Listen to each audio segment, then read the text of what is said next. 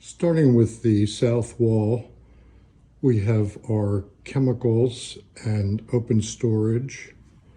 We have a little workspace with electricity.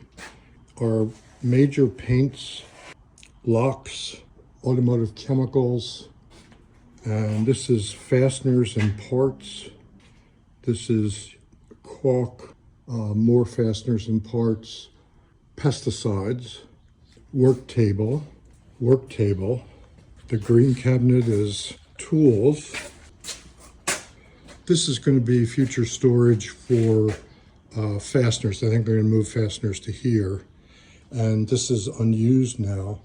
And then over here we have tools, some electric tools, compressors, air tools, screw gun tools, drills, and then painting gear. So that's the Levitt Family Hardware Emporium.